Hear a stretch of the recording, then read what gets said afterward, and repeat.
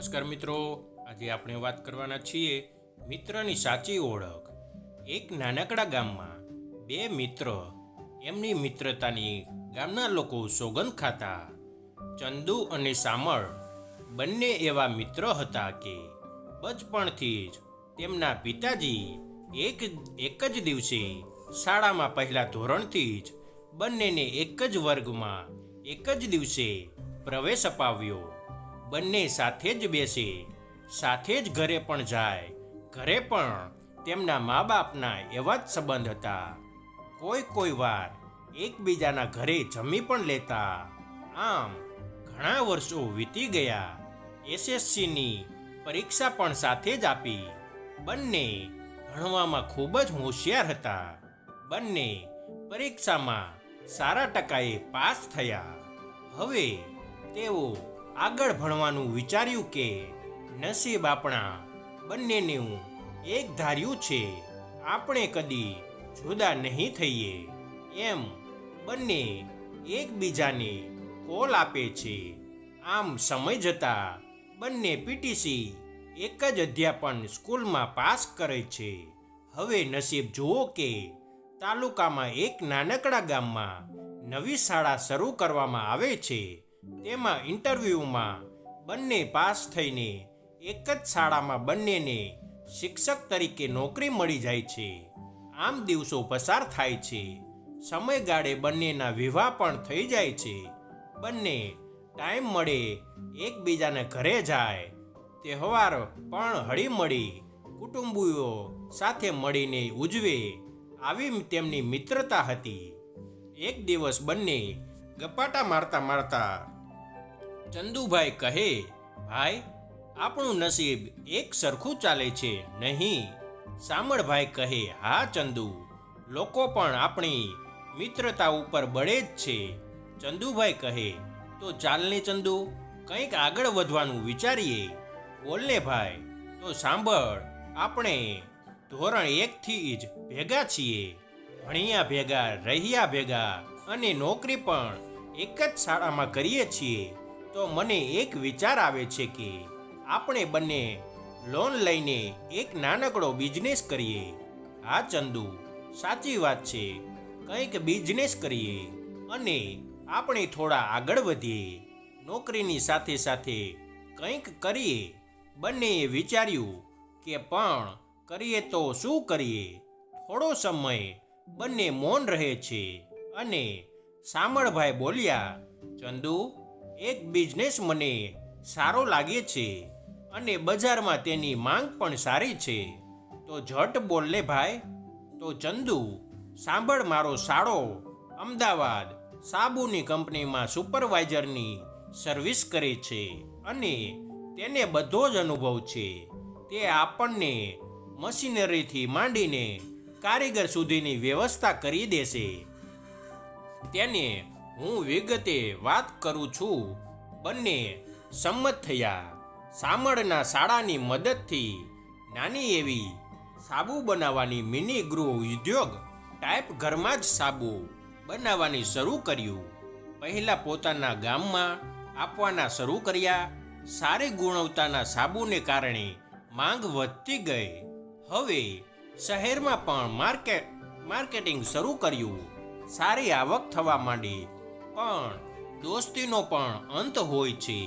આ મિત્રોના દિલ અને મન સરખા. પણ ઘરમાં બંનેની પત્નીઓ એકબીજાના કાન ભંભેરવા લાગી. સામળભાઈની પત્ની જમતા જમતા કહેવા લાગી, હે, સાંભળો છો, તમે ધંધામાં કંઈ ધ્યાન આપો છો? ફેક્ટરી ઉપર આટો મારવાએ જતા નથી અને પેલા ચંદુભાઈને જ બધું સોંપી દીધું છે.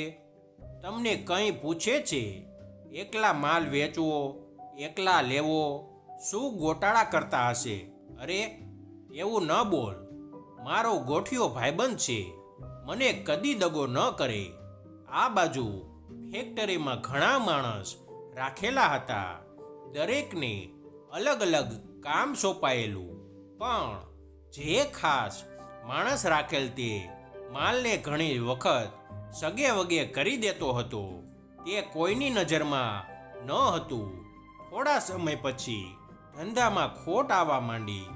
હિસાબ થયા તેમાં 2.5 લાખનો મોટો ગોટાળો જોવા મળ્યો.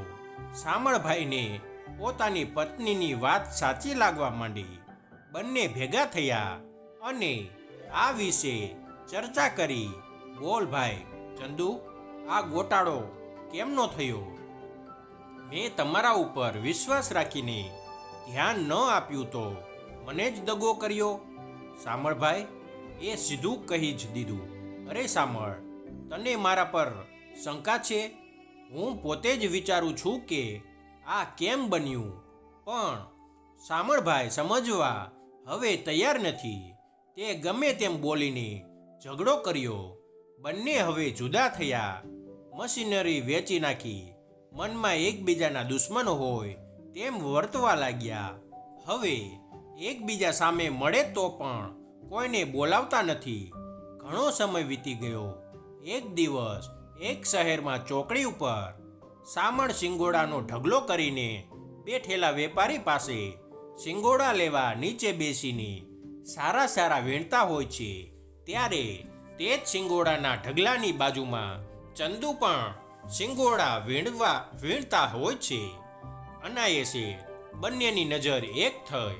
ચંદુએ મોઢું ફેરવી લીધું, પણ શામળભાઈ મનમાં વિચારે છે કે ચંદુ મારો ભાઈબંધ આવું તો ન જ કરે, જરૂર કોઈ બીજું કારણ હશે.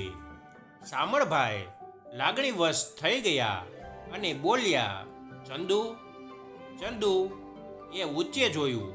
ભાઈ, હું અત્યારના ચંદુને નથી બોલાવતો, પણ મારા બચપણના ચંદુને બોલાવું છું. તું અત્યારે ભલે ગમે તેવો હોય, પણ મારા બચપણનો ભેરું ને. આમ અળગો ન કરાય ભાઈ. આવ ગળે મળી રે. બંને એકબીજાને ગળે મળી ખૂબ રડે છે અને બંને સાથે જ ઘરે જાય છે. બંને એકબીજાના કડવા વેણ ભૂલીને પહેલાંની જેમ જિંદગી વિતાવે છે. માટે એવી રીતે જોયા જાણ્યા વગર કોઈને આરોપ આપવો ન જોઈએ. કોઈની કાન ભંભેરણી સાંભળવી ન જોઈએ. કોઈની સાથે અણબનાવ થાય તો તે પહેલાં કેવો હતો તેનું સ્મરણ કરવું. અત્યારના અવગુણ નહીં, પણ પહેલાંના સારા ગુણ યાદ કરીને તેને ફરીથી મિત્ર અથવા સંબંધ ફરીથી બનાવવા પ્રયત્ન કરવો જોઈએ. તો અવશ્ય સોનામાં સુગંધ ભળશે. મિત્રો, તમને જો આ વિડીયો પસંદ આવ્યો હોય તો વિડીયોને લાઈક અને તમારા અન્ય સગા સંબંધી મિત્રો સાથે વિડીયોને શેર કરવાનું ભૂલતા નહીં. અને આવા જ નવા જીવન ઉપયોગી, જીવનમાં કંઈક નવું કરવાની પ્રેરણા મળે તેવા વિડીયો જોવા માટે અમારી ચેનલ સાથે બન્યા રહેજો. તમારો ખૂબ ખૂબ આભાર.